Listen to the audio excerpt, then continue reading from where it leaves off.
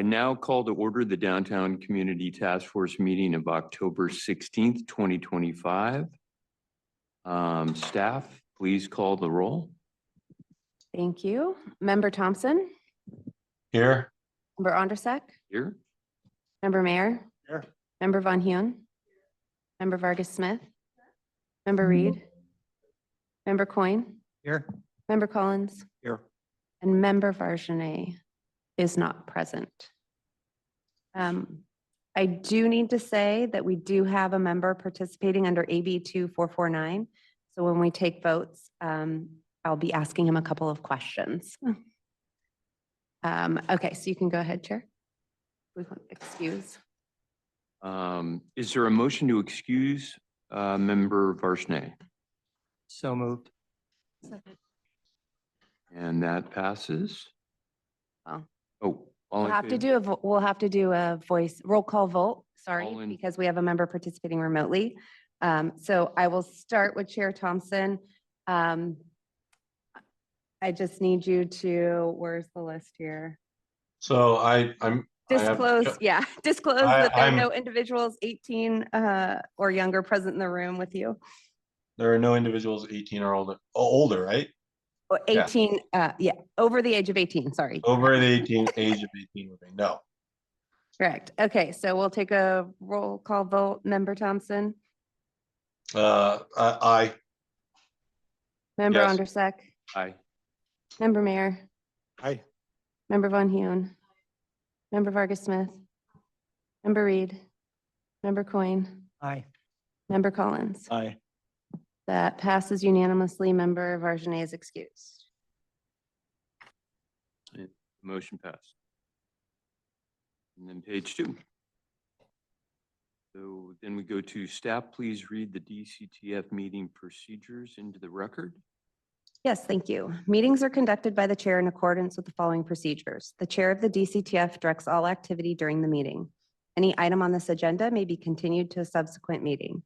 Special procedures, limits may be applied to any items as prescribed by the chair. Copies of the current agenda and any staff reports for items on the agenda are available online on the Downtown Precise Plan website, as well as on the City Clerk's website. We now move to the consent calendar. Thank you. We have no items this evening. Okay. And to public presentations, is there anyone that would like to address the task force on items that are not on the agenda? We do have one person in the audience who would like to address the task force. Hello, task force. I'm Rena Brio. I'm in our city manager's office. I'm the director of economic development and sustainability. I know all of our task force members. I am here to give you a very quick update. As you know, many people are interested in the redevelopment of our downtown, and we have begun an effort to provide an RFP for the potential redevelopment of the city-owned property in blocks A and B. So a couple things to note about that. Just want folks to be aware that we have an office building that's on the corner of Lafayette and Homestead. It's 900 Lafayette, commonly referred to as Commerce Plaza. That building over the course of a year has actually been vacated. And so we now have the opportunity to do some programming, which we've been working on for our big events for next year. Simultaneously, city staff, myself specifically, as well as a couple community members, specifically Adam Thompson and Rob Mayer, have been meeting frequently in order to kind of understand the requirements that we have in our precise plan, as well as in our form-based code for what redevelopment entails on that city-owned property, recognizing it's a catalyst property, and we have a lot of benefits that are to be included in that development. So the reason for doing this is we want to be able to issue an RFP that would help potential developers understand all the areas that they might want to explore with the property and all the benefits that would need to be included, as well as maybe some of the areas of flexibility, not related to the precise plan or form-based code, but in terms of how the city might see development occur. And I think really we've done a lot of work looking at prototypes, for instance, to fit development within these two blocks. So originally we had thought that we could bring forward an RFP as early as December and have that out on the street. However, this is actually kind of a longer process and more work needs to be done. It's absolutely very useful work that I think will lead to a better RFP getting issued. We also want to time this so that when an RFP hits the street, it's given the due attention that it deserves and isn't sort of in the shadow of big events that are happening at the beginning of next year. So really the tentative timeline for that is probably in the late February, early March timeframe. But I wanted the task force to know, because I know this is near and dear for all of you and for people listening, that the city is working on an RFP process. There's a fair amount of outreach still yet to be done. So this isn't a official, if you will, status update on it, but just wanted people to first of all know that this is work in the process and the general timeframe for when it would be released. And I did want people to know I am going to be leaving our meeting, but the topic you guys are discussing is also important to me tonight, your community benefits assessment. So I'll be joining remotely for the rest of the meeting. Thank you. Thank you. Is there any other public comment that's not on the agenda? I have no hands online. Okay. Okay, moving on. So general business, moving on to general business. And staff announces first item. All right, thank you. So this evening we have for you an introduction and discussion of the community benefits program for Downtown Precise Plan. Through a competitive RFP process, we selected our consultant, RSG. They have a presentation for you. I'm going to let them introduce themselves and go through their presentation.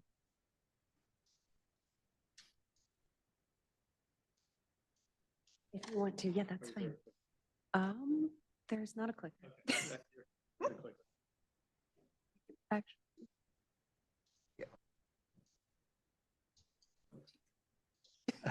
Oh, even better. All right. Good evening, members of the Downtown Community Task Force and the public that are watching today. My name is Jim Simon. I am president and principal of RSG. We're a California-based consulting firm with offices in Oakland, Los Angeles, and North San Diego County. We've been in business for about 45 years now, or approaching 45 years. I've only been there 35 of those 45 years, although you couldn't tell by looking at me, I suppose. We do work primarily for public agencies, mostly cities, 120 clients throughout California. Locally, my clients include cities of Fremont, Redwood City, San Carlos, Belmont, South San Francisco, Daly City. I'm forgetting some in the immediate area, obviously, and now Santa Clara, and as well as several other many clients throughout the Bay Area and throughout California. I think our work tonight in the discussion about this phase of project that you guys are at is on the community benefits, and so this provides you provides you a little bit of background about some of the work we've done. I've been up here since Tuesday because Tuesday night I had a council meeting in San Carlos where they approved another development agreement with the Minkoff Group to develop a 370,000 square foot life science project, which is pretty uncanny in this market right now because there's entitling those things is entitling anything these days is rare given the situation the market's in. But we're grateful that the developer continued to move forward over the past 5 years since that project was initiated, and the city received about 4.1 or will receive $4.1 million of community benefit assistance from them. We do all of those projects are done on a negotiated basis. We'll talk about that in a subsequent meeting, but and what that means. We've also done projects that involve hotel projects. life science projects of up to 1.7 million square feet. Alexandria Real Estate earlier this year was another project that we were worked on that got about $50 million in community benefits. For Redwood City, we've been involved with their downtown, with their implementation of their what they call the downtown gatekeeper projects, which if you're familiar with that, those are projects they release through a competitive RFP process to let developers bring forward proposals for sites, and through that they had to submit proposals for community benefits along with those applications. We're also presently working on, I can't get into too many details about it yet, but some infill projects on city-owned property that we're looking at. And then earlier this year, we worked with the city of Belmont, initiate their efforts to start doing community benefit agreements. They've been one of the latter cities. Throughout all of this work, we've studied community benefits throughout the state, but particularly in the peninsula, because there's been a great deal of activity here. And so we've often, studied the different ways that these programs are done, fee-based negotiated combination, and have obviously a lot of expertise on that. We have a YouTube channel if you're interested to watch our video on community benefits programs, which you're welcome to check out, subscribe, and as they say, and whatever, like, subscribe.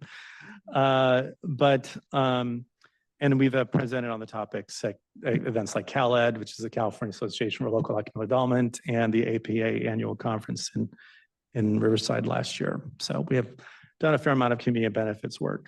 From the city's RFP, this is kind of really discussing now what is our role? Why are we here tonight and starting this work? So, we understand the precise plan prescribed the objective of creating a community benefits program that would obtain the desired investments in the community.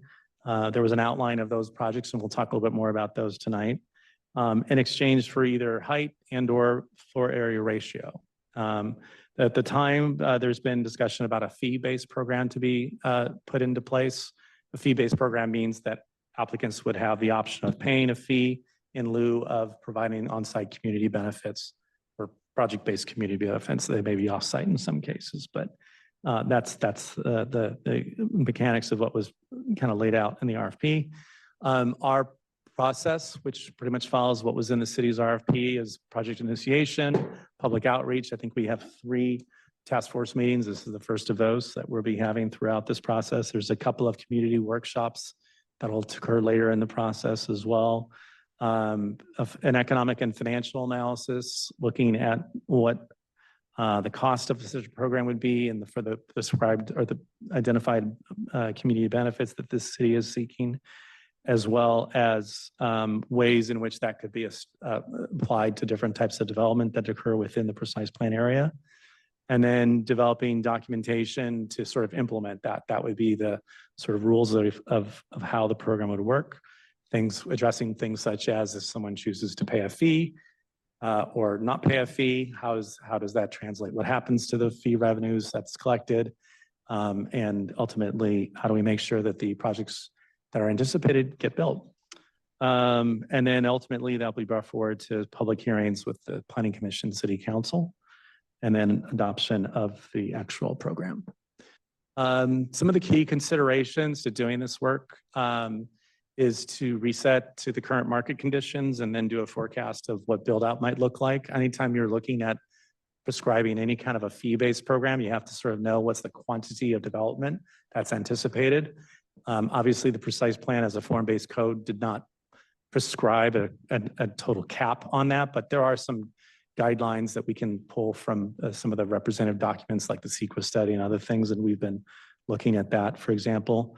And then really refining the scope of the desired community benefits. There was not, in the precise plan, an extensive list. There was some bullets and high-level things, and I think one of the things that we're hoping to talk about tonight is getting your input on that, as well as anyone that's here from the public. And then allocating those benefits across the various types of development that are proposed. There may be some situations too with the city owning about 1/3 of the developable property within the area, that there could be the opportunity for the city to extract those community benefits through that RFP process that was alluded to earlier tonight. We've worked with the city or the county of Los Angeles on a project in Chinatown on a 2-acre property recently, which was a very difficult, long time project the community had been waiting for over 40 years to try to get this parking lot redeveloped. And through extensive efforts has now county's entered into a development agreement with Link Housing, which is an affordable housing developer, to build 300 affordable housing units, restore some of the public parking, not all of it, and also hopefully provide perhaps a grocery or some other type of community serving use. That's an area in the Los Angeles downtown, if you're familiar, that doesn't really have those types of uses. They've seen a great deal of gentrification and displacement take place and loss of businesses as a result to that serve the Chinese community in the area. The program recommendations would include things like what would be the fee and how would that correspond to the various types of incentives. How do you deal with things like credit? So if a developer says, okay, I'm going to build this facility or this plaza or whatever it is that the program just prescribes, what's the value of that, right? And that could be tricky because those things can be a little complicated as implementation. And then any other corresponding details that may come about. Here's the schedule that we're on. So we're in the third quarter of 2025. So we've already begun some of the work in terms of, picking up from what was left off before and updating some of those financial analyses, initiating the project, and now moving into starting to develop the framework document and obviously the engagement with the task force. You see there that we expect this to be about, about a year and a half project that would probably, wrap up sometime around this time next year by the time we're done. So I want to make sure, yes. Okay. Tonight, I don't know how to move that little window, by the way. If that's in the way of anybody, maybe someone does. But tonight, what we want to do is we've brought forward some discussion points and we're going to be taking notes. So as we were listening, that we'll get into referring to the list of the community benefits that we put forth in that slide. I'm trying to see it a way we can put it up on screen so that you can see it as well as have the camera not be in the way. Can't really move that. Can you just, you can't really.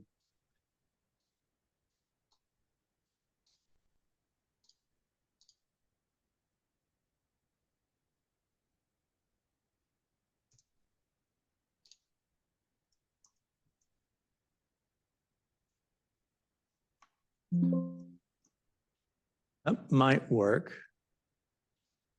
That might work. We can manage this. We won't go through all the questions at once and we'll kind of go through the list. We hadn't anticipated the little box being on the screen.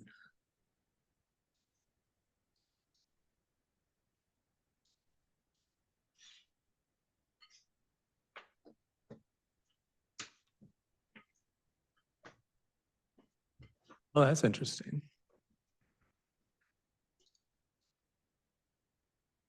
Well, that's really interesting. Okay, so we're gonna, hopefully the computer will stop moving for us, but we have, we really want to get into a conversation tonight to try to add some perspectives from the public on what type of community benefits. I mean, we have some categories of things, but we really would like to get some details from you. So we've kind of developed some questions for you all to think about, and we can kind of go through those and maybe one at a time talk about it in terms of offering some perspectives. So the first one is, as you can see, maybe we can start by just reading off what's in the precise plan. It says arts and cultural destinations. That may or may not be cut off. I don't think it is though. Arts and cultural destinations that include the Santa Clara Theater, Cultural Arts Center, and Market Hall. The second was a public parking garage that can support these venues, visual and performing art, art venues or movie theaters and locations that are other than the Arts Commons, but downtown. I'm reading them right off the screen here. Conservation of historic resources or contributing buildings to historic districts. Land dedication for the public realm that exceeds the district average. Enhanced contributions to public realm improvements above fair share development impact fees, including infrastructure, paving, planting. This is a good eye test for me. Furnishings, public art, and other implementation elements. And then finally, enhanced contributions to district transit infrastructure and operations. So that's what we had to work with, which is, candidly fairly general. So we would like to try to find out, if there's some examples or specific types of projects that folks had in mind, that would really help us obviously establish what we're looking at. Because in order for us to really come up with a fee, we have to know what it is that's getting created from the fee. So trying to create some definition, we're numbers people, so obviously metrics are always helpful, but we'll appreciate any kind of feedback that you can offer on that. So the first thing that we wanted to talk about is, with that list in mind that we just went through, maybe hopefully you've seen the last 2 years since you last met, describe the community benefits program that you envision and walk us through how you see the program working. Now, if there's things that other than what we've already said, of course, don't expect you to offer any additional thing or looking for additional comments or thoughts on that. So I guess we'll start with that question. I got a question, co-chair. Dan, can I? Go ahead. So one thing I noticed was that you said that it was going to be a fee in lieu fee, and I think that's problematic from the beginning. We want to make sure that any benefit for said density in this area is the benefit comes back to this area. We have a pretty large list of things that we want. So to get those things, I don't want to put it into a fee and have it taken away to some other area of the city. So that's for starters. And then for the way you were asking about metrics, originally it was actually brought up that potentially what we would do is for the floor area ratio that we would be giving them, the additional in the bonus density, that we would be receiving an in lieu payment on an annual basis. So we basically would be partners on those upper floors. So that way those funds would then be self-reported, auditable if the city so desires. Those funds would come into the community district for the downtown, and then those improvements would be made as needed and as time permits. One of the things that I think that was kind of the genesis of this is, if you look at Santana Row, they have rebuilt their plaza, I think it's 3 or 4 times, one of the two, since they built it in 2000. The reason being is because the demographics have changed, the use has changed. They've made additional improvements, they've enlivened it. And I think that's really kind of the downtown's only going to survive and be relevant if it continues to maintain itself and be relevant. So I don't know if you've seen anything like that before, where there's a percentage of, hey, you get the upper floors, but you share a certain percentage of the annual gross revenue to the city. And that way they can continue to maintain and improve that downtown district over time. Okay. Is there other, I'm just here listening, so we're not trying to get into discussion. I will say that when we talked about that, I do want to clarify that the fee program, that any type of fee program for some community benefits program is always dedicated to some specific purpose. So it wasn't just to be clear, we're not saying that would be a fee program that go into the city coffers and used anywhere in the city. We've unfortunately seen those fees collected and not get used. So I would prefer that the fee is, I think we need the construction built, the capital built as they build their development up front. Right now we have Gateway Crossings across the way that was supposed to build a tavern in the park, and they didn't build it. And again, that was one of the community benefits that was negotiated and agreed to in the DA agreement.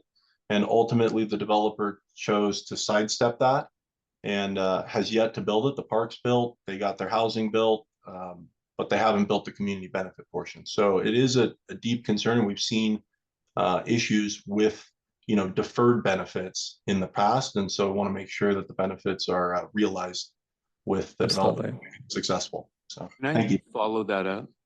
So what's the recourse of the city when they don't do that? That would be probably defined in the development agreement, to be candid. That's a legal agreement between the city and the developers. So if the developers, obviously I don't know the development agreement, but typically every city is going to enter into a development agreement that prescribes penalties if they do or don't do something on a timely basis. When we, again, I use the examples of projects I've worked on, we take that into consideration. So if it's not delivered by X date, there's a penalty effectively, and what that penalty is negotiated, but there's an impact. So obviously I don't know this project or what that's called for. Yeah, I don't know if they had a DA. I feel They like do. no. Adam, did they have a I think they're DA? just a No, plan they have development a- zoning. No, they have a DA, they have a They do? PD. Okay. Required them a DA because the hotel, when they wanted to kick the hotel, that was a big fiasco as well. So Yeah, the phase development, you're right. yeah, it's phased project. So yeah, but yeah, thank you. Okay, thank you. Any other thoughts on the first question about the sort of overall sort of framework of the program? You want me to go? Were you gonna go? Okay. So you've named them, as far as what our group has been after is the theater. What I'm interested in, and we could be getting into this, is required parking for if a theater was to go in. So I know it's a different scale of parking spaces per, I think, square footage or something like that. I don't know if, we're going to go down that, but that's a substantial, amount of cost.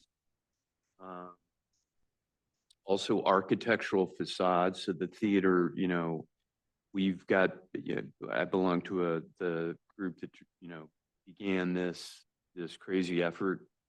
And one of our main visions was, at least in 2 or 3 cases, that the facade of one of the buildings replicates, especially in the theater's case, because it's an easy cast Art Deco, super simple, with a very complicated neon sign, but things like that, right? Amenities like that put in.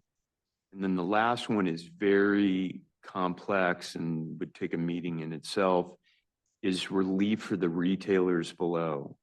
These guys aren't making money up top. They're making their money up top above the second Right. floor.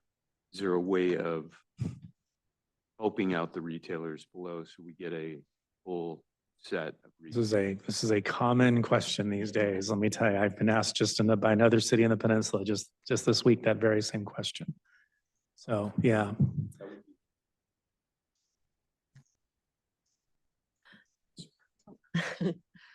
So in short, I think what our vision is a thriving downtown that is a destination for everyone who lives in Santa Clara and even beyond.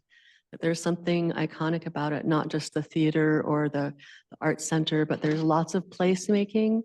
There's lots of places to go meet your friends, hang out. There's some green space. There are permanent places for temporary art, rotating exhibits, things like that, and just have it be a very vital heart of the community. So when you say community benefits to me, I'm thinking not just the people who are living there, but the people who are living all over Santa Clara, and the people that we want to come to, to buy things from the retailers or eat in the restaurants, and not just the people who are living there or working there. So Yes. I can't stress that enough, that we want something placemaking, vital, and iconic for the city. And that, I think, is going to need somewhat of an endowment. Whether it's these fees that go into, a bucket that becomes an endowment, or if it's something, as Adam described, that is an annual kind of investment in the placemaking, that's what we'd like to see. Got it.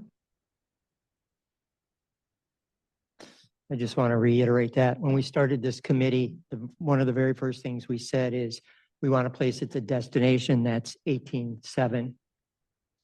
It's not about building a strip mall that maybe people will come and do an arcade or something like that.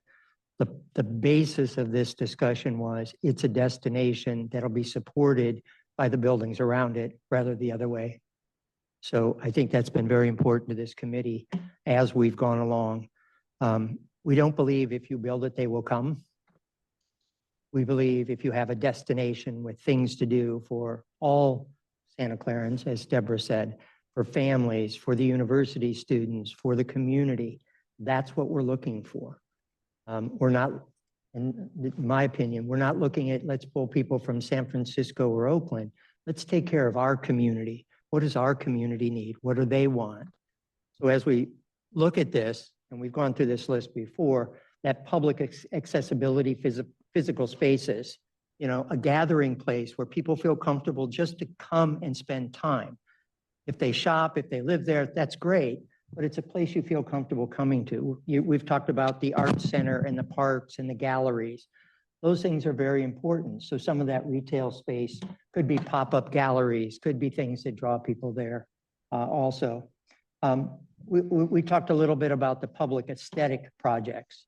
We think it's vitally important to have public art projects that reflect our history, that reflect our community, whether that's streetscapes or murals or things like that. Again, ways to draw people into our downtown, a draw for tourists that are coming downtown. Making sure we have spaces for public events. So concert spaces, street performers, festivals, things like that, that are easily accessed to our community, both for the presenter who's bringing something down and also the community. So not something that is so formal that let's put up gates, let's put up walls, let's charge a lot of money and do things like that. But that feeling, that old-fashioned feeling of community that we should do. I want to make sure that we also have infrastructure, that public infrastructure. So if we build parks, that we have money to put playgrounds in. You know, a funny part of this is we want to make sure we have public toilets so that somebody that's downtown, you don't have to go knock on the door of an apartment or something like that. And then the other thing is, which Dan touched on, I think is important, is the community service part. We have a lot of small retailers here. The last thing we want to do is build a downtown that chases them away. So how do we work out an arrangement to make sure they're here? Is there rent subsidies? Is there tenant improvement subsidies? Things like that, that might be available as we move forward. And then finally, we had a discussion at one point, who manages this? How does this work? Do we have our own downtown association that actually is a nonprofit that these community benefit funds sit with, and they're the ones that help manage and help direct it. So it doesn't have that chance of falling into the big bucket of the community operating budget. So those are the main parts. And then the other part, I don't know if this fits into it or not, but I know we've had conversations about housing. So can we have housing for families, for low income? And I don't know if that's on the construction side and the development side, or if that's something that falls into the community benefits. But there's a lot of pieces that we put together over the last many years that we want to make sure don't fall to the wayside, that we really know what our focus is. Thank you. For me.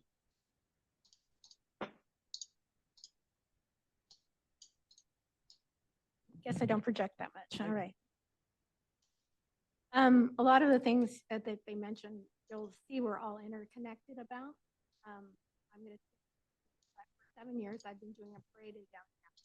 The infrastructure is like, there's like no way to have wonderful activation zones. Everything is kind of a can we drag down here on a large truck, put a dumpster here? I mean, it's not conducive to activation. The spaces we have in downtown, demolished, much of it is land. No identity. It's so hard. There isn't any. There's a couple not working for her. So we do need a way to tell our history again. It's the history. There is one great building there. It's the post office that survived. The eminent- Other than that, you could walk our streets, look at our sidewalks. Even the street signs say nothing about who we are. It's like we don't. So Can I ask you a question just as a follow-up? Because I want to circle back on something you've said because a lot of the discussion so far has been very clearly things like within the 10 blocks. But some of what you may be talking about could extend beyond the 10 blocks in terms of infrastructure when you mention that and placemaking. Do you see things happening outside the 10 blocks as a benefit to downtown or something that you would not see as a benefit to downtown? I think we need to consider what's near us, and that's the train station. Also a very historic. Originally, we were one of two train stops. And it had a lot to do with the university that made that happen. So we are the oldest university in the state of California. There is history around this block that we need to connect to. Can you speak into the mic, please? Sure. Is that better, Adam? Yeah, thank you. So I was saying, Adam, that there's a lot of history around the 10 blocks that we absolutely have to connect to because that's where people will land. And if they don't land there and know about 2 blocks from here is the downtown, then we are never connecting with these people. And so we have a very disjointed downtown that isn't connecting to what's around us. The university, the train station, art that's coming in. I mean, we're like this well-kept secret in Yeah. 10 blocks. Yeah. So bringing a community benefit that connects to those very important busy places around us, that's going to revitalize our downtown. And then once they're there, we should have places that tell our story. And that means bringing the history back into it, whether it's art, but also bringing the technology into it. Our next generation is amazing. They know what to do with more of these devices than I ever will. And our downtown's not set up for that. You know, they get frustrated. There's no Wi-Fi. The kids want to leave. They want to go home. There should be that kind of connection, technologically speaking, to make it a successful activation. We can see now talking about the games, how frustrated we're getting that we can't have these great festivals because it's such a huge cost to bring in that connectivity to make it a successful event that happens easily in other cities. So we are 1955 Santa Clara. Mm. Yeah, I think that we talk about everything that Anna just said and Butch and Dan. Connecting the university to, I'm not talking just about the daily population of the campus there. I'm talking about the hundreds of thousands of visitors that come to the campus every year for events and public events and all our open venues. Whether those are, I mean, it's an endless list of a draw of the campus has the open spaces, but our venues are almost exclusively open. And we host numerous community events. So how can we, I mean, if I was a developer looking to, okay, how many people what's the foot traffic going to be at this place? We can be a great funnel into the downtown and vice versa in terms of extending venues we have with the downtown to enhance the experience.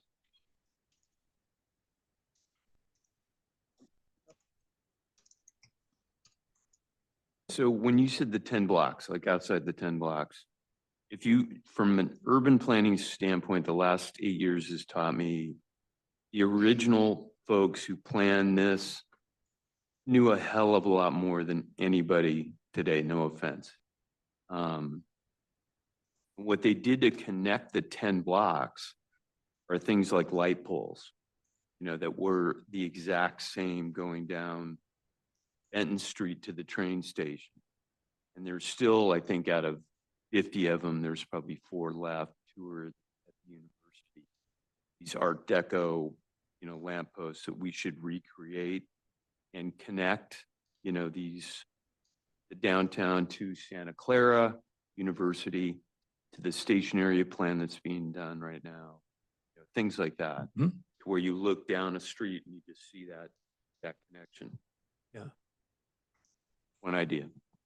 Okay, so basically, we've been spent over 5 years creating this precise plan on the form-based code and everything. And one of the big things was height, right? And so here we are talking about this program is going to allow more height in the town. And so it was a big fight. A lot of people wanted the town of the 1950s and before, and that's not what they're going to get because it's not economical.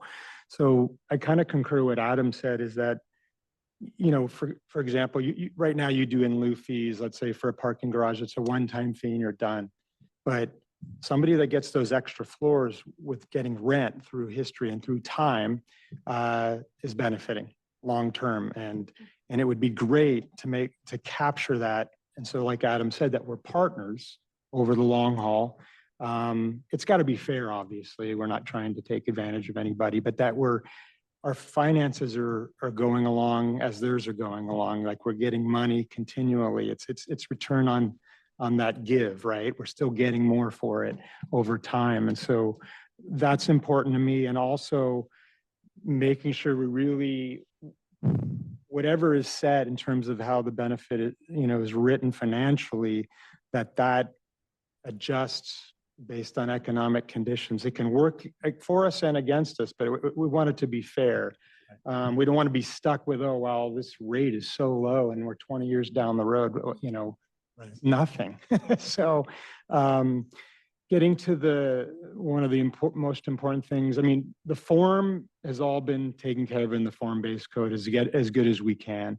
But the Arts Commons, essentially, it says, I think in the precise plan, that's really like the town square. It's fairly small, but it's still what the intent was, the town square as a gathering place. And the neat thing about Santana Row, because Adam and I are both on the RFP process, is Adam found out that the little plaza that's in Santana Row, it has a couple of, there's an ice cream shop that popped up and another, I forget what the other thing is, but it's evolved, but it's about the same size. So it's kind of interesting. And if you haven't been over there, I encourage you to go over there and see it. I forget, it's Maggiano's is the restaurant that kind of flanks one end of it, but that's a pretty successful.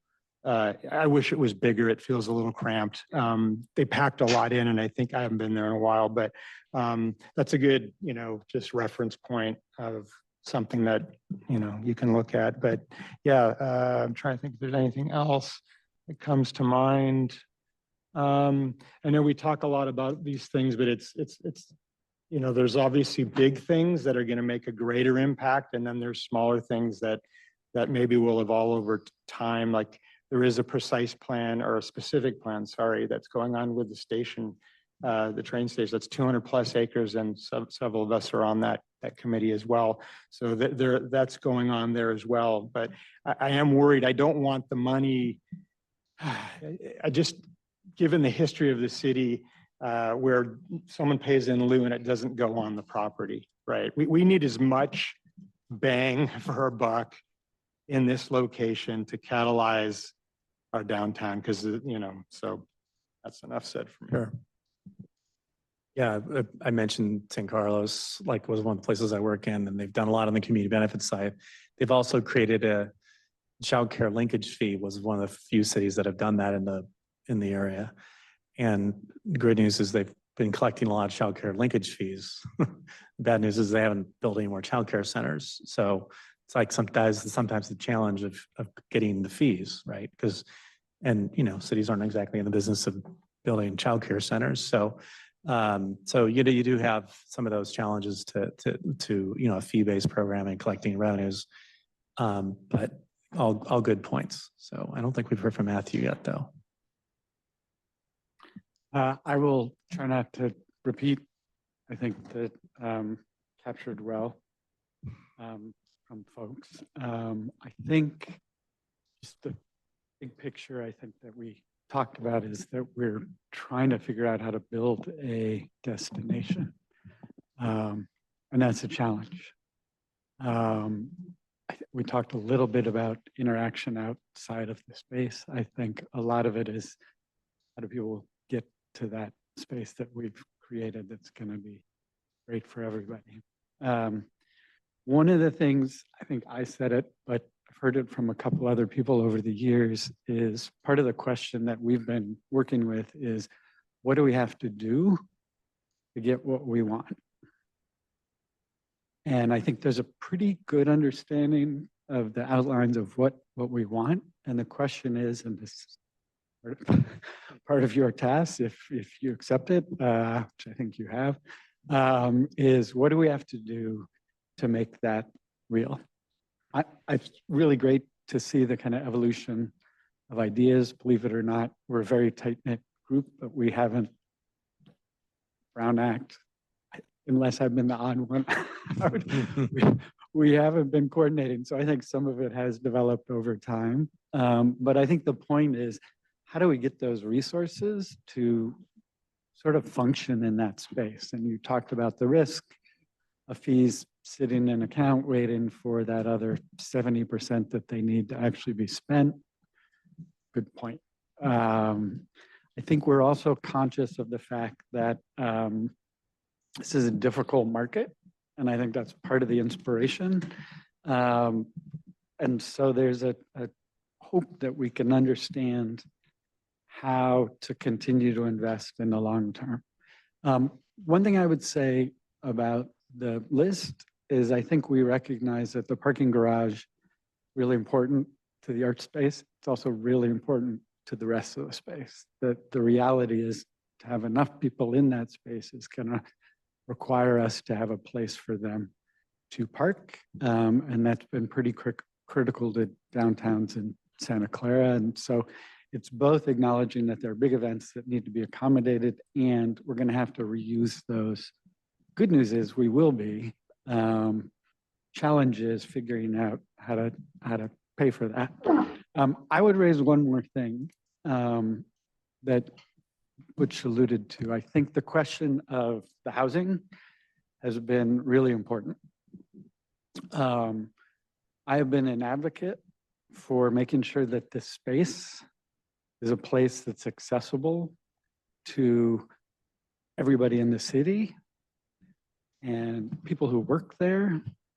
My guess is the market would provide 0 housing opportunities for 90% of the people that will end up working in these retail and so we really want to make a commitment to making sure that that space is accessible and shared and integrated. And that's tough. Yeah. I'll just say one thing because it was off second part of my housing conversation because it was off agenda. There has been an assumption that the public parcels would go through some version of being declared surplus before they were sold and would be responsible for following the Surplus Land Act in California, and that was likely where we were going to negotiate our way through some portion of the housing to be affordable.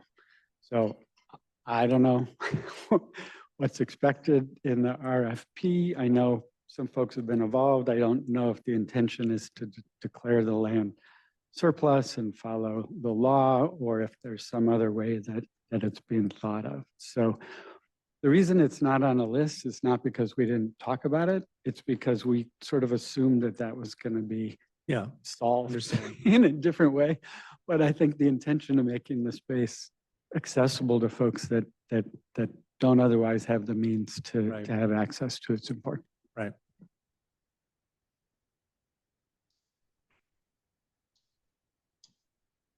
I'd just like to add one other thing you'd mentioned about the 10 block area. We took an extensive amount of time to discuss the areas outside the 10 block area. If you look at Benton Street with the single family homes, we specifically talked about housing that would fit into those homes. So we're talking about townhouses at that point. We talked extensively about the thoroughfares, how Benton Street would work into this whole project, especially tying into the train station, but also Lafayette, which runs the other direction. We talked about the corner of Lafayette and Benton Street being the gateway or entrance or something that would really draw attention to draw people into the downtown. We talked about The university, which directly across the street has the Arts Paseo with the Mayer Theater, the Fest Parker, the Music Recital Hall, Art and Art History, and how we could tie in that Arts Common in the downtown on Franklin Street, right across from it, which would have the movie theater, which might have the outdoor venues. I'm trying to think about what we talked about going up Homestead, because there were a lot of different discussions about what's happening on the other side of Homestead, and I don't know if we came up, and then the last block, of course, is already being developed. So we really had conversations about how we can reach into those neighborhoods and feel a part of those neighborhoods. So yes, you have a 10-block downtown, but it becomes a part of that entire community, whichever street we're facing. Yeah, I want to maybe reframe the question a little bit just for clarity, because I certainly understand that the downtown's more than just 10 blocks. I'm not suggesting that. My question is really more focused on if a developer came in, well, I forget a developer, would an investment outside of the 10 blocks from development within the 10 blocks be of something you would be interested in seeing happen as a community benefit? Or would you not feel that that's a community benefit? That's the question I'm asking. I think, and I only know this because I've been starting to do a pro forma on at least the city-owned land. Ultimately, I don't think there's going to be any money left to do any improvements outside the 10-block area if we want the things that we've already listed and been committed to. I don't think we can even get all of those. I'll just say that. Can I ask So- a clarifying question? When you say outside of the 10 blocks, do you mean if they developed a park elsewhere in the city? It could be anything. I'm not sure. It really anywhere? doesn't matter what it is. I mean, we talked about things like lights, light poles being replaced, for example, and that could be one. And I'm not saying what it should be. It's more of a question of what's a priority. That's really what I'm trying to understand. Is the priority to see as much of the community benefit menu within this 10-block area get developed? Or is it, and at the expense of potentially nothing happening outside that might be of value to the 10-block downtown area? I think downtown has different definitions from everything we're talking about tonight, and so that's what I was trying to get at. I think, let me just, I mean, I think ideally it would be within the 10 blocks. We don't know what the offer would be, obviously, but so it's hard to answer that. It just.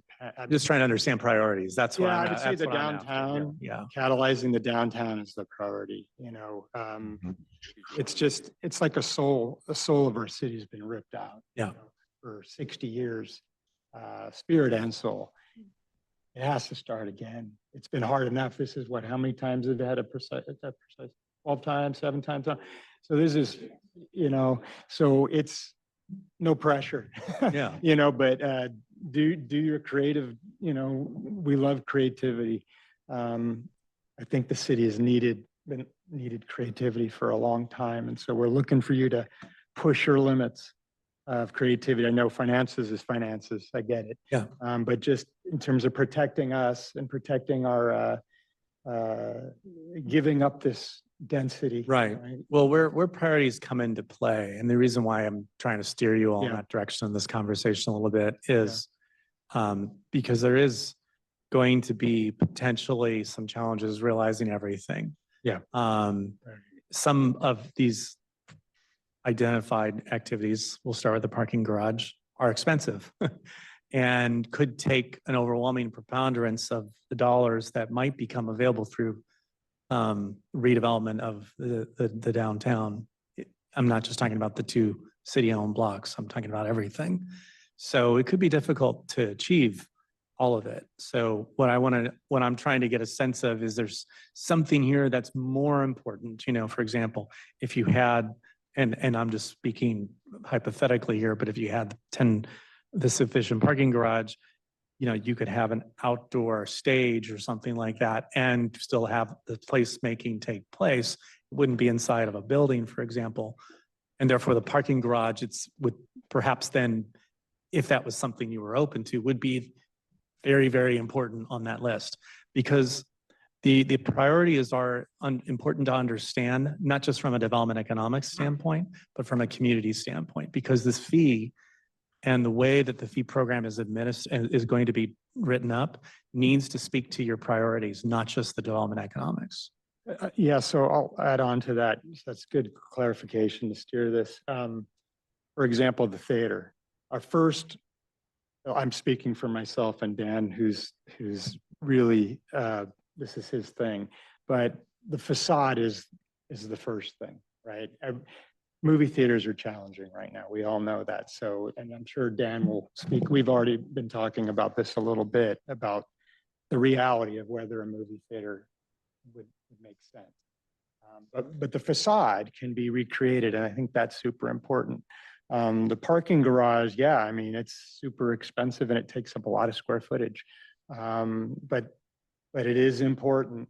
I mean, you need a parking garage somewhere, but maybe like what you were saying is, let's say there was an adjacent parcel somewhere near the downtown that a parking garage could go. If it was in close proximity, theoretically, I could see that. I mean, the university has it's relatively a public parking garage that's just down Benton, for example. We wish it was bigger, then it would even be more beneficial, but I wouldn't necessarily, rule that out, but I think I think a lot of us are just worried that, we're going to get taken advantage of, and then something's going to happen somewhere else, and then it just really doesn't do what we're trying to do here. So. Yeah, and I if would you say- remember early conversations, we had actually looked at the Wells Fargo lot for possible parking, so which is outside the 10-block Yeah. area. So we had looked at that. Yeah. My concern is all of a sudden all this money goes into a parking garage and we no longer achieve our goal, which is we want a there. Yeah. We want a destination. So it's great we can park, but if nobody's going to park in it, what good does a parking garage do? I would say of all of these on the list, bullet number 5 kind of encapsulates what I'm hoping for from the community benefits. And of course, there needs to be parking. And of course, we want, destinations like a theater. But what we really want, our ultimate goal, is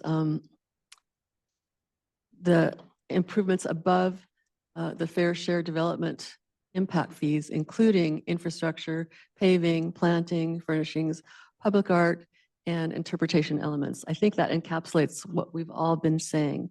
So that, I think, is the priority that we're talking about. I wanted to piggyback on that. There was, this had come up years ago. If you know a little background about our history, is we used to have a cable car that went down Franklin Street from the train station, did a U-turn and came right back. And that was the public greater benefit, is how people got around before cars. And if an opportunity came up where we had a trolley of some kind, it doesn't have to be rails, obviously.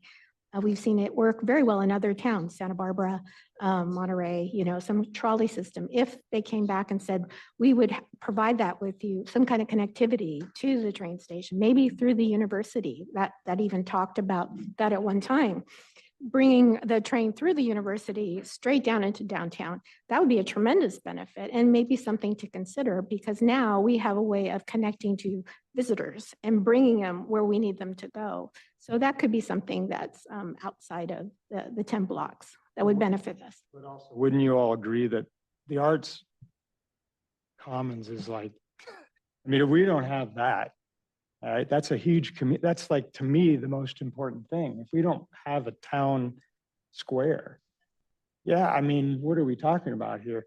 Parking, we don't know what parking is going to be like in 10, 15, 20 years. Everybody, I Uber all, from the airport. It's so easy. Although I'm sure the parking garage is less full there than it with Uber, but I don't know. I just talking about priorities. The arts common is number one, and also want to be clear. Infrastructure, there's infrastructure fees that are separate from community development fees, correct? Right? That's already going to be baked in within, but they're separate fees, right? We're asking for what are the fees to do this density. We can use those for whatever we choose, but we want to make sure that we're not, if the infrastructure fee is already going to handle some of those improvements, we don't want to, In the cities after, and this is, aside from this, um, you know, grant money for a connection to the train station, possibly the airport. To Rob's point, you have new technology. So our group started looking at this in 2018 and called DOT and, went after grants and so forth, which is obviously separate from this. And now you have Glideway, you have you seen it? And the form factor's like the size of a bike lane. You're moving a ton of people. So by the time this thing comes around, it's 10 years from now, what are we gonna have, right? Yeah. To your point, does a parking garage down the street make sense? Yeah. Because they can come out and just get on that thing and be right downtown. Right. But pulling it back to this, I think we want a destination point. We want every dollar that we can get into this area to attract people into it. And they'll find a way. You tell us. Well, What do we I- need to I- do? I'm not here What to do we tell need you to what your do to community get what we benefits want? should be. I think, Yeah. everybody's given you a pretty coherent, the second question, we spent a lot of time talking Yeah. about the vision. Like you can't even imagine. Yeah. So I think there's a fair amount of focus. I think it's been shared with council a number of times. They supported the pieces of that vision that we were able to complete. And so part of this is how do we fill in the holes that Yeah. we know are necessary to make this place a functioning whole, a destination that has the infrastructure that it needs. So if you tell us you should consider Yeah. Well, this that's, somewhere here or there, because that will help you get what you need. yeah. We're willing, we're willing to listen, but we're real conscious Yeah. of how resource intensive it's going to be to create the kind of space that we're looking. Right.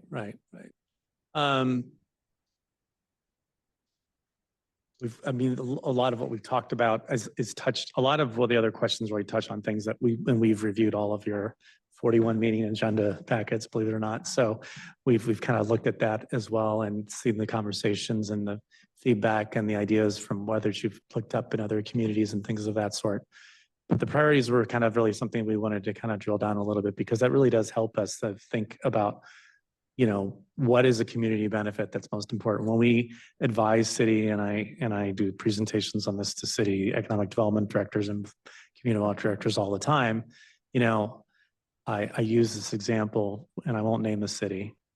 I will not name the city. But there was a community in California that I did a talk about what community benefit programs are. And I talk about how important it is to nail down the menu of what it is you're after at the outset. And because if you don't do that, you find yourself being underwhelmed. And so this example that I'll tell you about is a true story. It's a community that really was a relatively poor community. They do not get a lot of development activity. They're quite a distance from here. And you didn't have the economics, the real estate economics that you all have advantages of, in general in this region. And, but they were approached at the time by a developer who wanted to build a basically type of industrial, I gotta be careful about the details here, like a type of development that was an industrial use that was potentially gonna bring some new jobs into the community. It was sort of somewhat a game changer from what would otherwise be an agricultural community. And I said, great, well, you should be negotiating a community benefits agreement. This is a significantly valuable investment that developer is bringing in. There's all kinds of needs within this community. Parks were in really bad shape, and it really wasn't seeing much in the way of like new development at all. So it was like, try to leverage what you can from this. So I wound up seeing like a staff person from that city a couple of years later at a conference and just, hey, did you ever get that, community development agreement together? I said, yeah. I said, and then we did. And I said, well, what did you wind up getting? And they said they got entry monuments to the city. That was their community benefit. Welcome to downtown in this case, which why I emphasize the importance of being really clear about your menu, what you want. It's candidly one advantage, and I'm not trying to talk, again, my client's been talking to us about a program that's prescriptive and set forth in stone, but I'll be honest, I think this is an effort that probably evolves over time. I don't think this is a one-time activity. I think you're going to set it up for the best vision that you have today. And then probably in 5 or 10 years, definitely by 10 years, maybe after 5, you're going to reset and you're going to look at what's actually happened. Because some developer's going to come in and bring you a project that nobody really in this room anticipated. And it may bring a particular user in. When developers build things, they don't know who the users are. Most developers are spec builders. They're, especially if they're talking about ground floor. We don't know how many art galleries, if any, will open up, but it could blossom. It could shock us all. Nobody would have seen that coming, and I've seen it all the time. I know a lot of folks look at communities like Redwood City and see the success that they've had in their downtown. We work there. I just had lunch with the assistant city manager yesterday, and they've been rolling back their community benefits program. Just last month, I think they scaled down because in response to what's going on with the market, because they're just not getting much activity. And so they thought, well, look, we wanted to lower the asks for now, so we get some investment coming in, because something coming in and some dollars, because they're looking for dollars to get money to make investments into parks. And a lot of it was tied into community benefit projects for developments that you haven't moved forward. Well, let's try to figure out how to renegotiate some development agreements. So it's like the city is coming back to lower the ask. Now that's a policy decision that may be made, but it's something to consider. I think from just helping you all understand how, the nature of development works. We talked a lot about cars and things, and Waymo didn't exist, 4 years ago. So my future son-in-law works for a competitor to Joby, and so, we're all finding new ways to move around.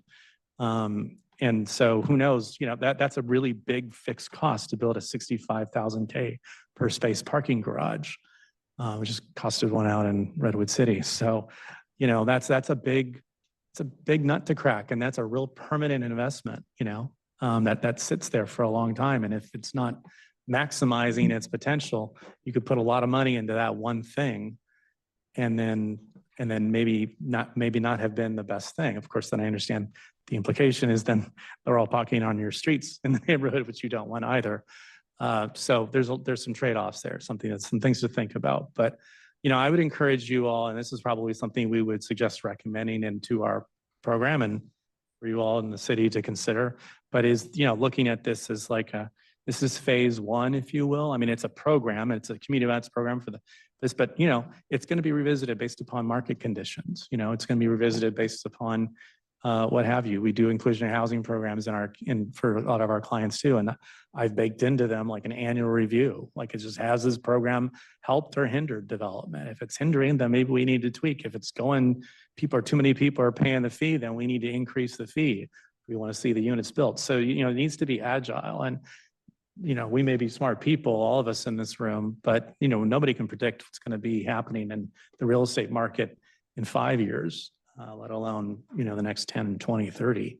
So I think that's what's going to be important, but that's why the priorities are helpful for us, because, you'll see some communities, I want to say Mountain View, I might be mistaken.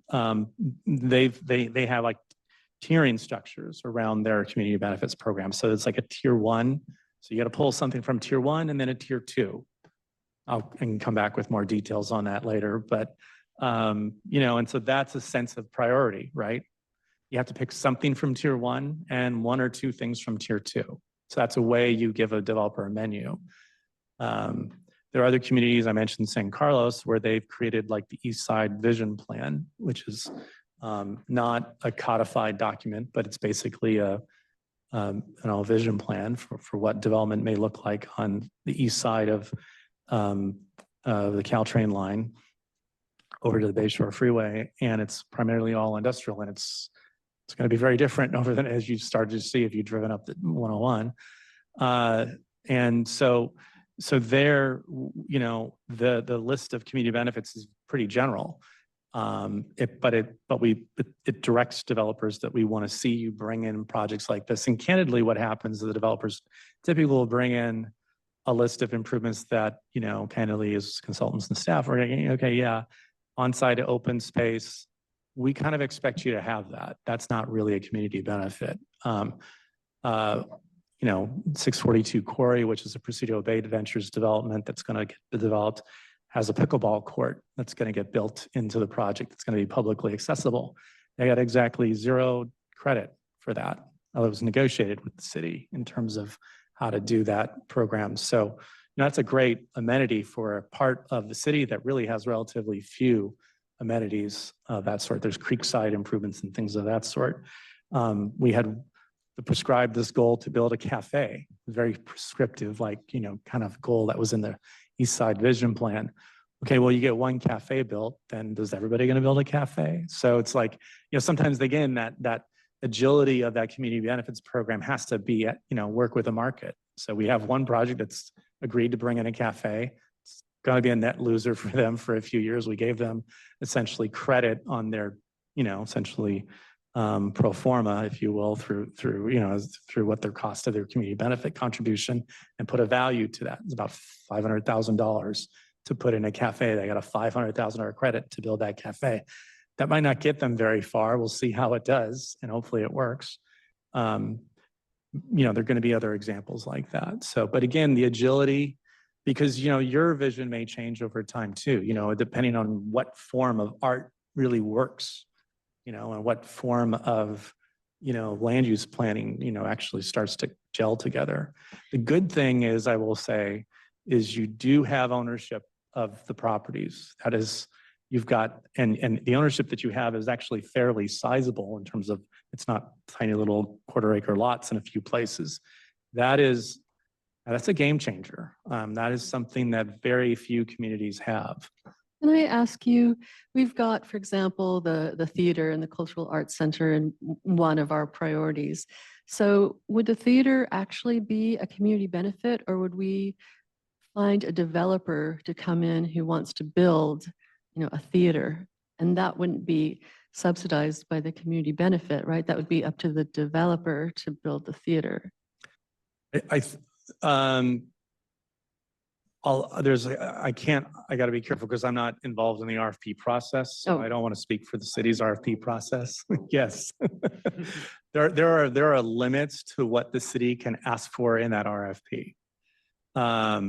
Because for the most part, housing has to be included in that, and it has to have some affordable housing. That right out the gate candidly makes it pretty difficult to provide what may not be a profitable venture to build a theater. You know, you would need a benefactor, a foundation, to be clear, to come in and drop the investment in and say, we're going to put our name on it. It's I don't want to say the name, but Zuckerberg, you know, theater. And that's how it happens. I worked in projects in South Los Angeles in like the Willowbrook neighborhood. And, you know, they're trying to build a sports complex associated with Charles Drew University, which is a historically black college down there. It's a very successful university. It's, and, you know, they're very much focused on getting outside capital to make that happen. And that's probably the only way that's going to get built. It's actually Jeff Bezos's ex-wife that's been one of the investors that's been helpful to that university.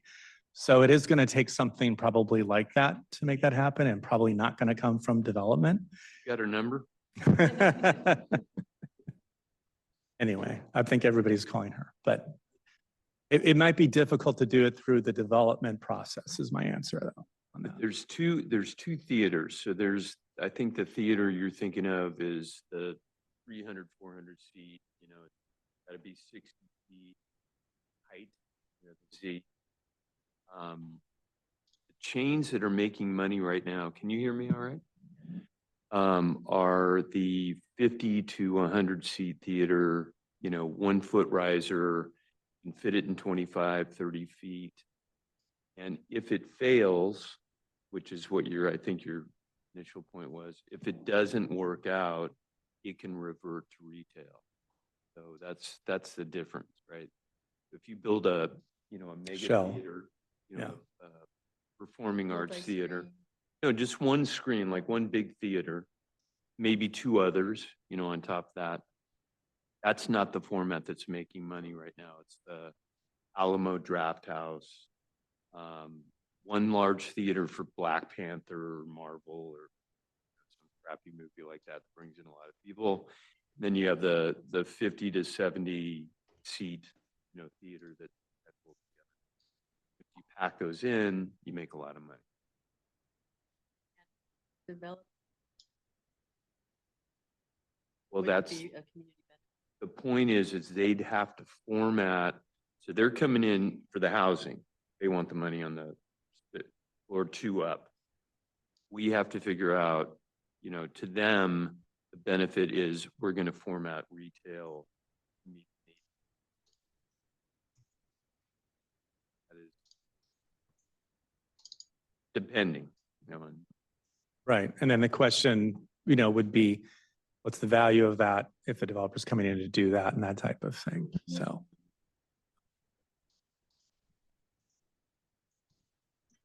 I'm going to put Adam on the spot. We've been talking about parking garage and use and whatever. Adam, you did extensive research on converting parking garages into housing and retail. Did you want to touch on that at all? Yeah, I don't know if it's gonna be feasible based on the lot configuration and whatnot. So I know we all had that idea of that it would be a separate structure. But as I'm kind of laying it out and going through it, it might not be a reality. So I don't, because when you build them flat, you're not building them on, you're basically having to have an external ramp to go up and down the parking structure, because you're not going to want to have the floor of the structure itself, have its ramp built, because then you can't make it a usable living space at a later date. And all that's going to be post-tension concrete. So it's not going to be something you're going to want to modify at a later date. So unfortunately, Butch, I don't know if that's going to pan out or not.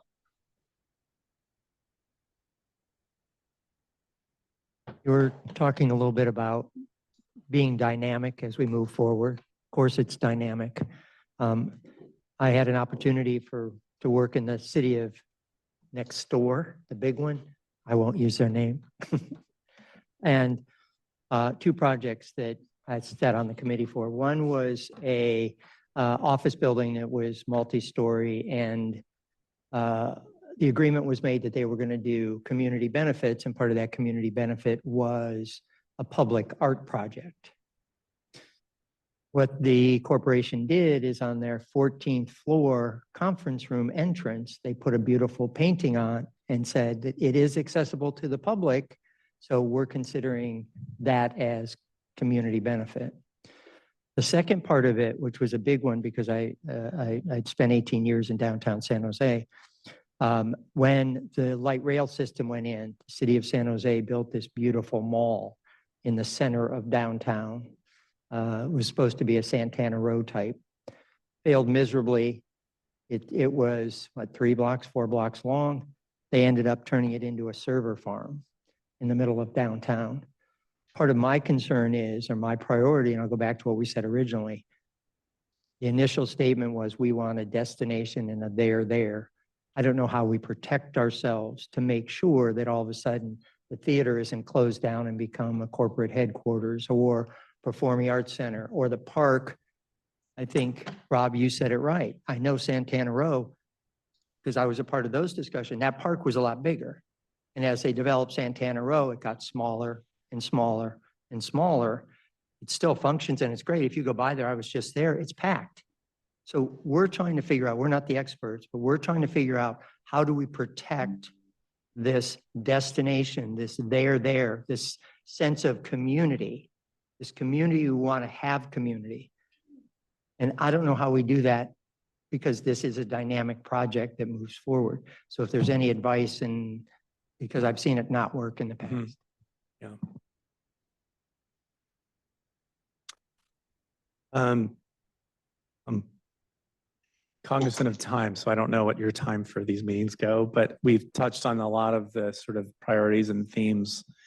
I want to find out if there are other thoughts about the components of the community benefits program that are important to you, that we should know about, that you haven't discussed yet. You know, you mentioned that this is going to be a project over time and that we all can't have, where we don't have a crystal ball, right? So we can't see. I think we also need to remember that, you know, the catalyst for this is only going to be 2 blocks, right? Which is the majority of the city-owned land. And so that's not the lion's share of the downtown. That's, you know, only 1/5. There's still a lot left that is left to be redeveloped or developed. And so again, I really think forecasting something out that has a long-term revenue stream and a continual annual revenue stream is more important for a long play than it is for a short play. Because as other developers come and or landowners come with their ideas on the rest of the 8 blocks, we're going to need to make improvements in street light poles and wayfinding and art districts and all that kind of stuff as well. So, I mean, again, I think the other benefit to having a plan where you go in as a partnership for a long-term, you know, share of that additional floor space, it also defers the payment. So instead of them having to pay a park fee or an impact fee right out of the gate when they're going through all their soft costs, they're already up and running. They're starting to generate revenue for their, you know, newly constructed building. And now at the back end, they owe for a fee on the gross revenue. So I think it also plays into that way where it's not an upfront cost for a developer. It's a deferred cost, which is a little bit easier on their books since they're not financing it. So yeah, I don't think you want to take one bird in the hand early, because I think we're going to need a lot more in the bush. What do you I want to unpack that a little more? What is it that you're hoping to get from the recurring stream? So you get a recurring stream of money for what? Like what is it that you're we have to rebuild Franklin Street on the Prometheus property that we had negotiated a land easement. So we're going to have to do improvements for that. And that's what's going to connect the downtown, the new downtown portion that's going to get built out for the blocks A and B to the Franklin Mall portion that has been built out and will continue to serve as retail for the, you know, foreseeable future. And with that, it's going to be a lot of additional costs. I mean, it's not just that. It's when somebody does go to redevelop, there's money available to enlarge in that park or actually make it a vibrant park and not just something that was cookie cutter. I see it as, you know, over time, redeveloping, you know, or doing programs there to drive people down to the downtown, farmers markets every week. That will drive people down there, but that has a cost, right? There's an operational cost. There's a capital cost. You know, public restrooms, that's one that, again, the Gateway Park that was just built fails. There's only one public restroom for a 2-acre park. So there's a lot, and whatever we miss, I mean, that's the other thing. Well, like you said, we're going to miss stuff for sure. And what's going to be really sad is if we miss it and go, oh, we already kind of, you know, took the fee. We did one thing, but now we realize that wasn't really a good idea. We really should have done this, and we have nothing left to do it, but they're generating revenue every single year. And then they're barking at why they don't have, you know, a downtown either. I mean, it's going to improve their own property value by enlivening that downtown, making it a place, making those units the most desirable units to rent in Santa Clara. That's how I see it. But you're going to need continual revenue. So in other words, it sounds like you're thinking that continued revenue would be used for both operational costs of programs and other operating costs of the downtown, as well as potentially capital costs. is what we're Correct. thinking. It's Well, helpful to for- understand because there are limited abilities cities have to do something like this under state law. So obviously, if the city owns the property, they could negotiate anything they want in a deal to the extent it's feasible and they can get that deal. We've done that before on projects where there's, we did the project in Wheeler Plaza in downtown San Carlos, which was a parking lot, and they built the condos and that are there in the public parking garage, and the city got it was a one-time payment as the units sold. Once all the final units sold, the city got one-time payment out of that. Had those been rentals, that could have been done a different way. So when you own the property, you can certainly negotiate that into a deal. When you don't own the property, you've got normally a couple of different ways cities can go to do something like that. One would be to create a CFD, Community Facilities District, which could be used to fund either capital or service costs. One of my clients, Jurupa Valley down in Southern California, they're strapped for operating expenses. They're one of the newer cities in California, and they've been trying to focus on how to make that work. However, to do that, you need the property owners to approve that. And so in that case, these are like single entity owns the entire, 200-acre property. It's easy to get the property owner to agree to annex into that district.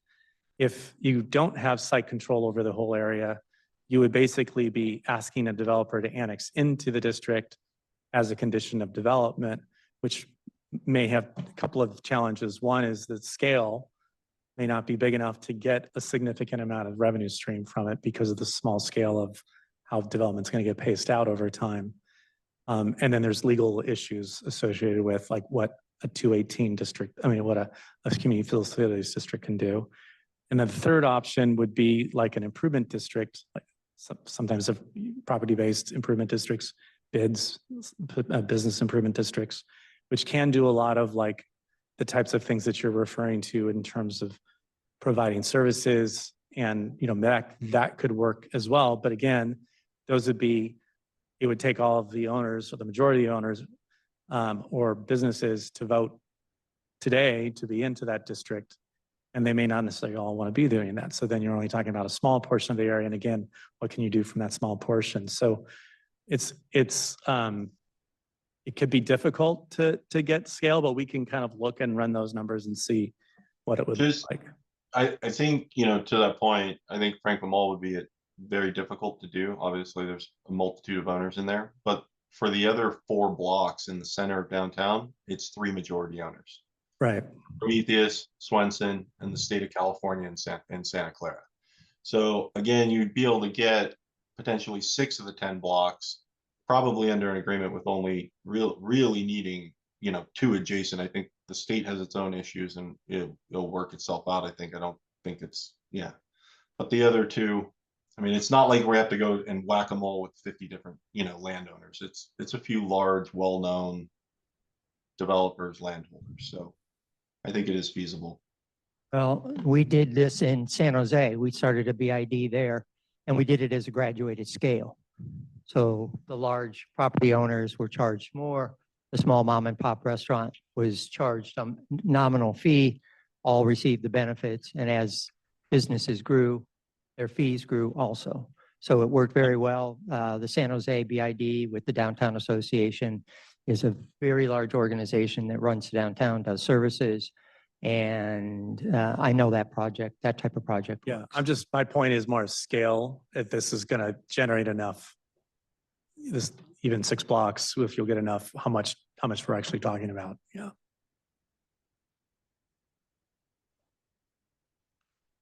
Can you go to the next slide for just a second? I don't think there is a next. Oh, okay. I think just to put some context, I think there's a couple of challenges that we talked about. And I think unfortunately they're still here. One is it's a tough market, particularly for mixed use space.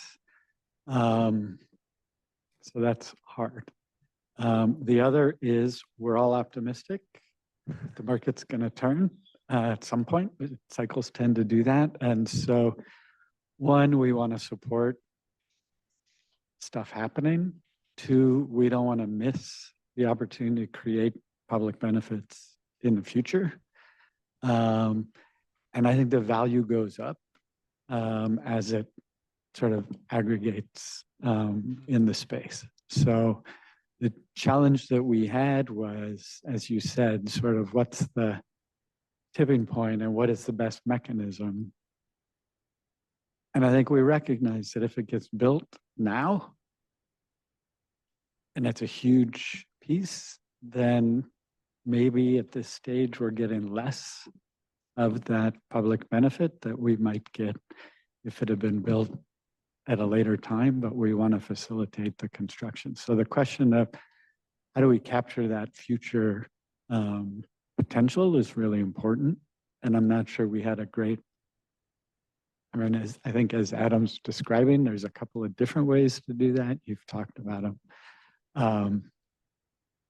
So you have up there, what are the local market conditions?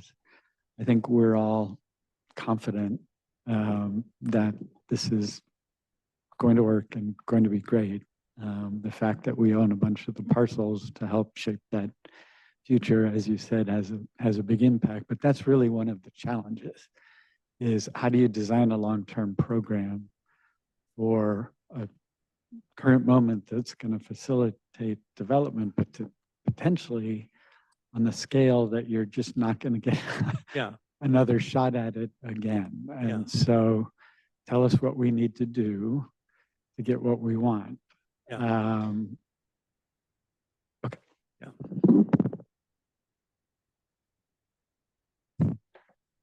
I had one to add, sorry. Going back to retail. Is there any example nationally where that's been done? Where the reduction of rent for a retailer has been subsidized or considered, you know, benefit? There have been the projects I'm most familiar with where that's been done has been projects that have received outside funding.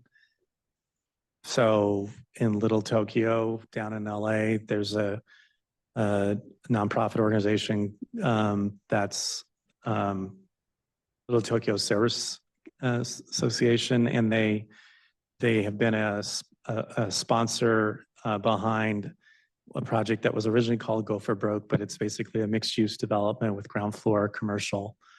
If you know anything about Little Tokyo, and this is folks who true about many ethnic districts across this country, there was massive displacement.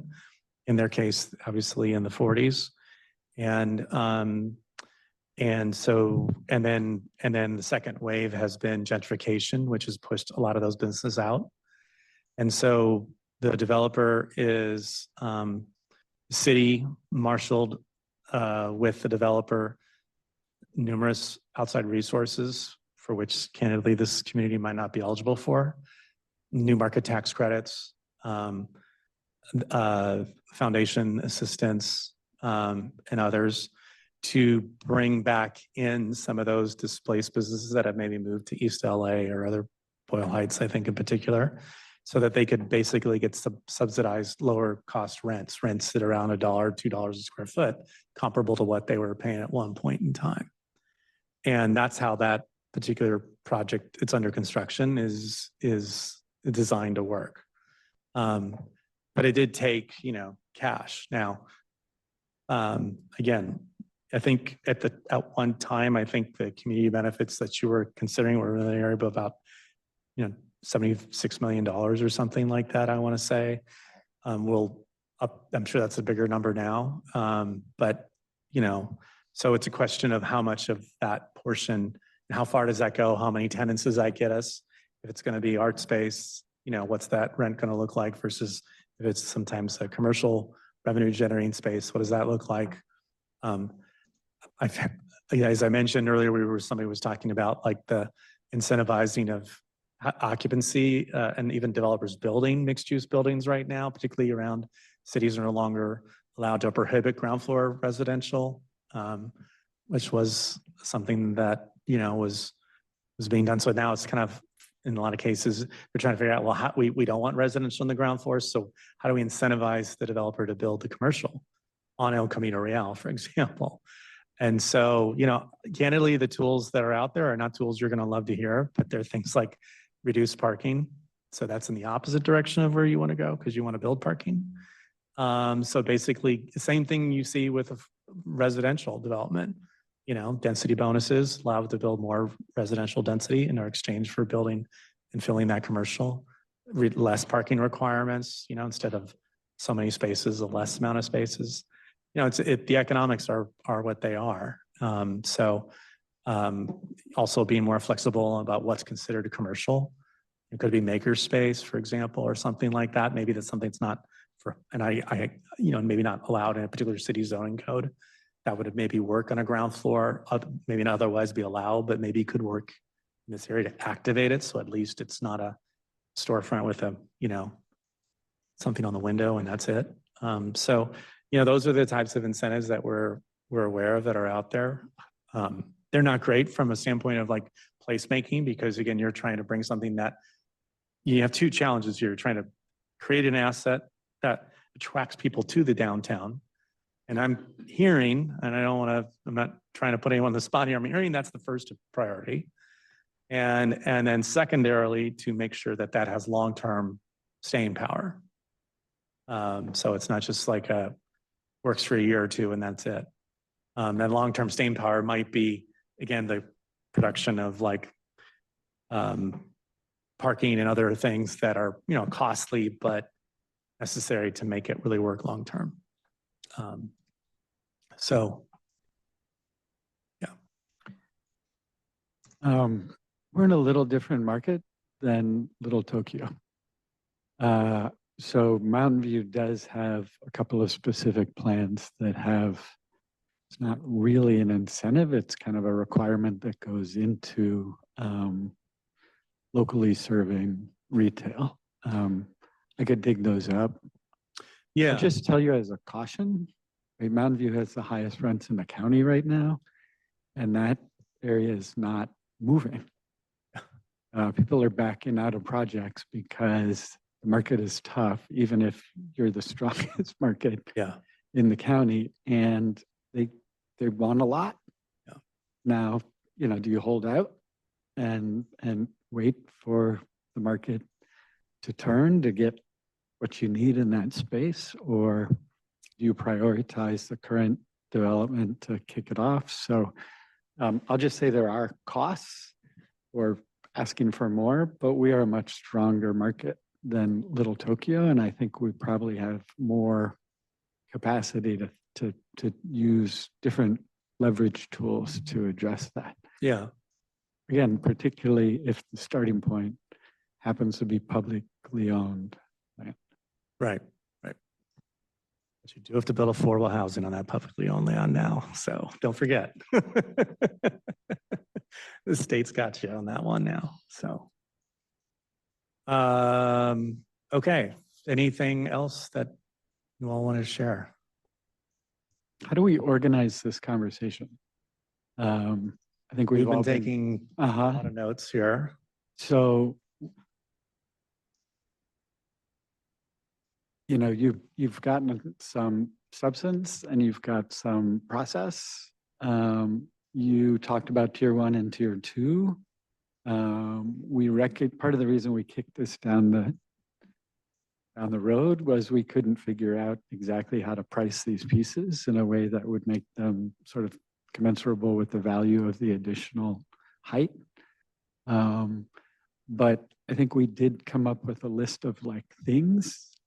A lot of them are covered there, but those aren't necessarily broken out the way that they might be. This question of ongoing, I think, you know, we have a couple of more meetings, but I think it would be really helpful for us to sort of get some ideas ahead of time and think through. Again, we're the professionals. Yeah. I'll tell you our process, our Okay. next steps. So our next meeting, whenever it will be, will probably, I'm going to guess after the first of the year because we're approaching holiday season, is when we'll be coming back with, kind of the results of the financial analysis, which will look at quantifying some of the things we've talked about from probably different vantage points, option A, option B, option A/B, things of that sort. So you kind of see costs and what things might look like. And then also sort of, we're not basing this community benefits program on the development economics today because the answer would be zero. But so we do know that it's going to be based upon aspirational assumptions around the market, which of course inevitably will happen. Don't hold me to when that's going to happen because nobody knows. But if we did, we would all be very wealthy. But we can definitely project what conditions would need to look like for the ability to fund these community benefits would need to be, and give you some scenarios on that. We're working through that. And then I think bringing back, that kind of in the context of, sort of a framework document that, we can kind of present to you to give you some things to react to. There'll be a variety of options is what we're anticipating. You're not going to like all of them. That's the idea, candidly, because we're trying to navigate to, again, I go back to that example of the entry monument. We need your insight as to what's most important. And we're going to give you data and analysis to help you see what different ways to look at it. And you're going to have to make ultimately discrete choices about what you all believe to be most important, at least as a task force. And then of course there's community discussions that still have to take place as well. So, and not to mention planning commission and city council. So you get to shape some of that input about how that would go. So I see that as our next step. And that's what we'd be bringing forward to you to discuss. So today was really trying to get around where we're at in terms of that aspect. I think Adam had a comment.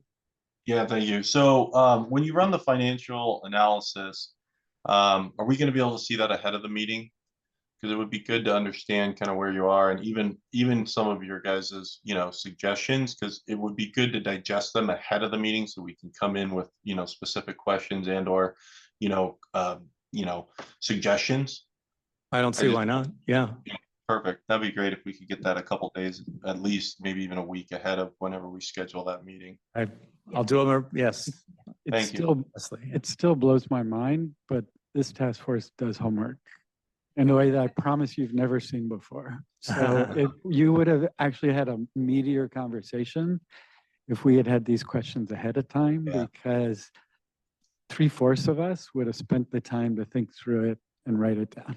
Yeah. And if you share that stuff ahead of time, we will have very specific questions about, I guarantee we'll talk about comparables.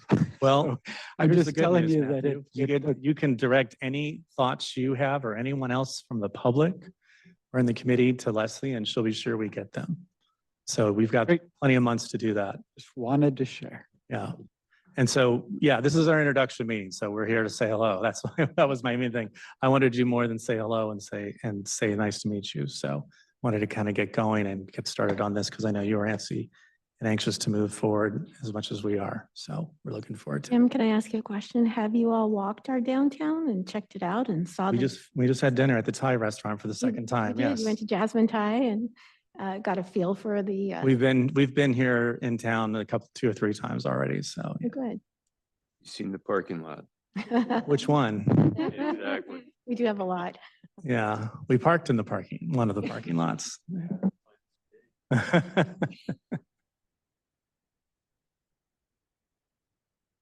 Oh, yeah, we've been on foot. That was the last trip we were up here. So, yeah.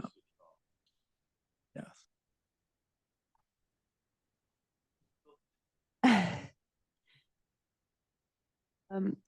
Vice Chair, if you're ready, we do have a hand raised on Zoom for public comment, if you all are ready for public comment.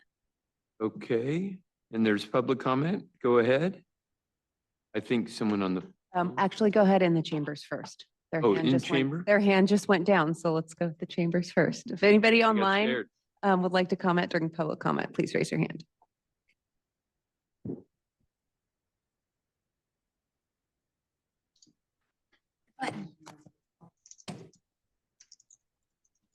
I'm the co-chair for Reclaiming Our Downtown.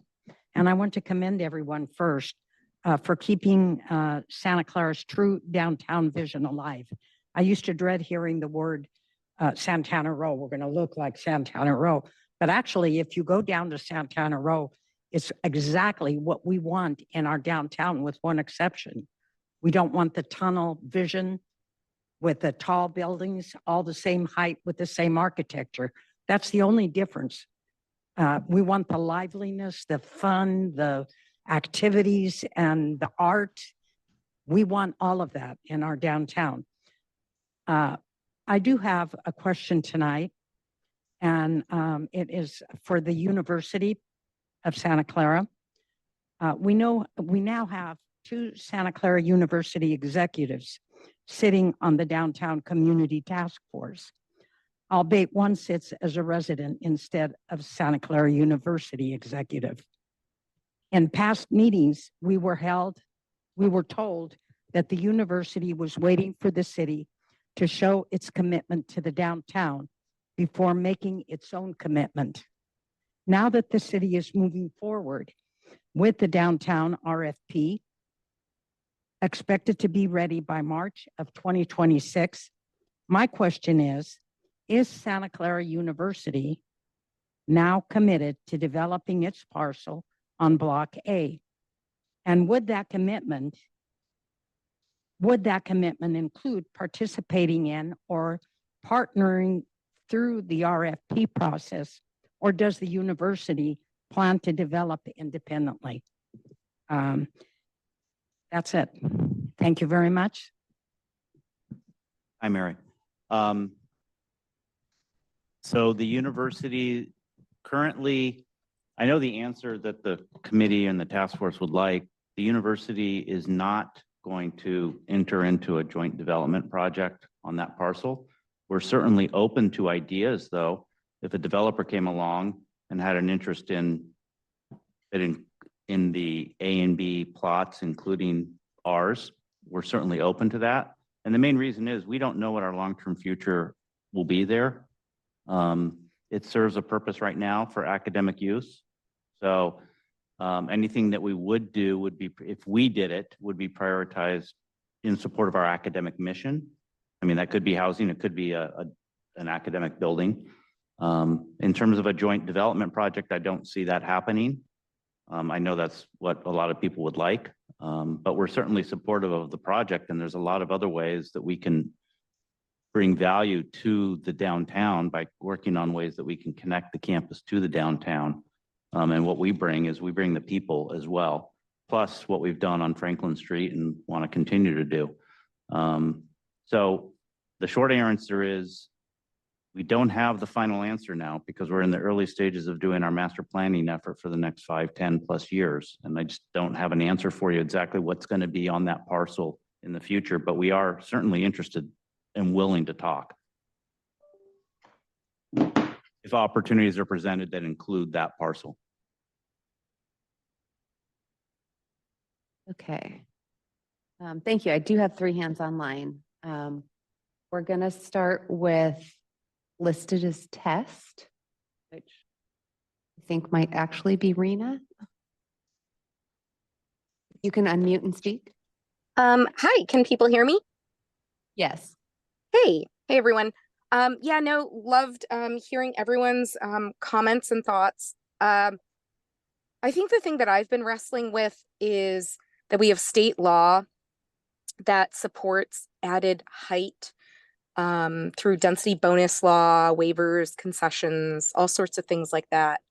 And so for me, I'm trying to understand, how do we craft a community benefits program that is going to be more attractive for people to choose rather than the options that the state law presents for them. So that's not like you can give the answer today. It's more just, I think that adds another layer of, hey, it's not just a mathematical problem, it's also a mathematical valuation in comparison to what someone could just choose from state, what is offered with state law.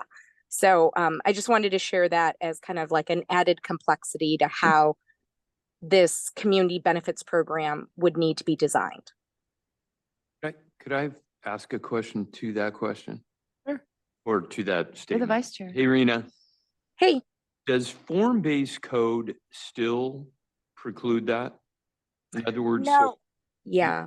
we've come in with form-based code. It used to be the kryptonite to this lunacy.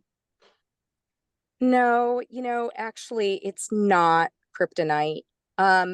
We do have so many different requirements that people may, with many of these state laws, they are given like a specific number of things they can waive.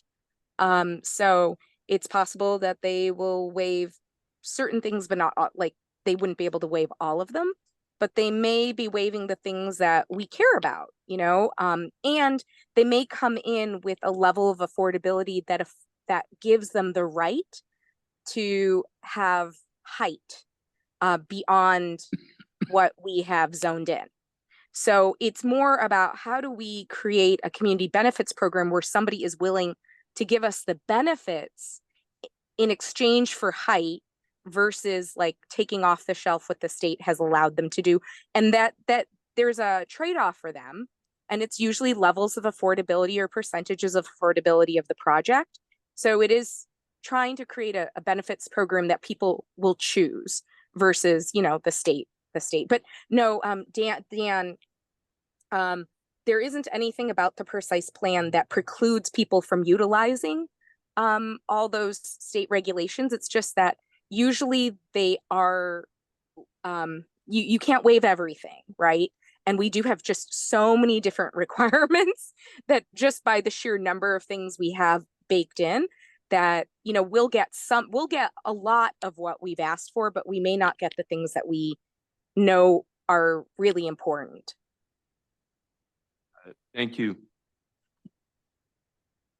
Okay, the next hand I have is Suds. You should be able to unmute and speak.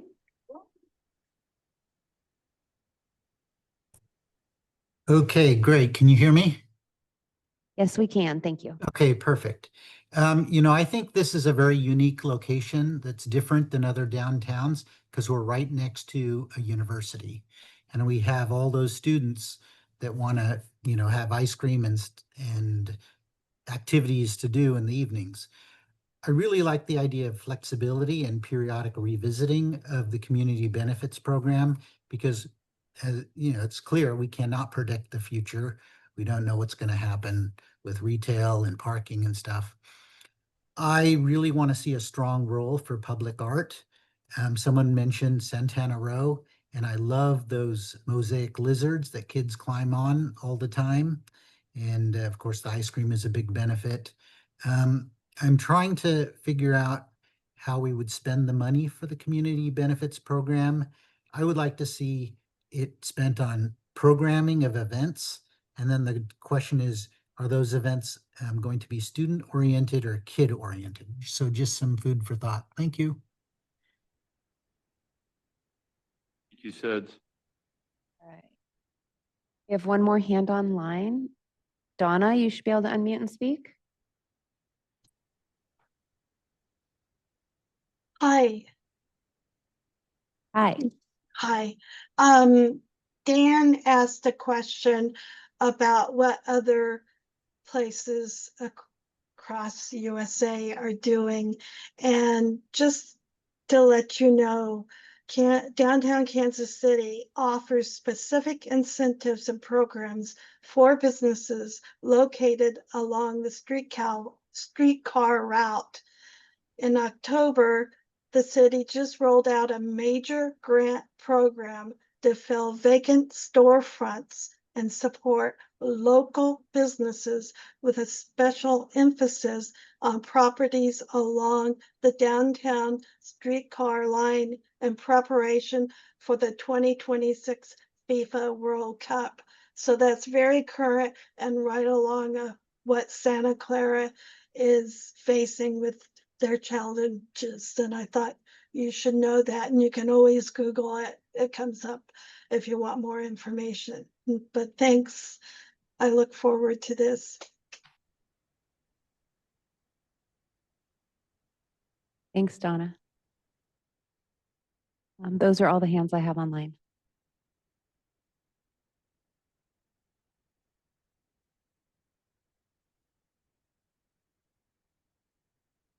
Moving on. If the task force has no other discussion that they would like to have, the next item would be your adjournment item.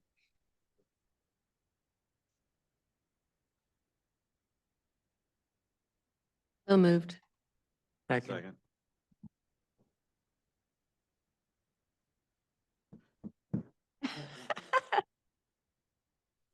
Didn't vote.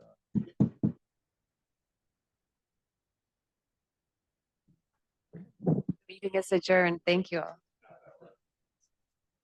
Thank you. Thank you, Dan. Thank- for Thanks, running the Adam. meeting. Thank you, everybody. Have a good night. Thank you, Adam.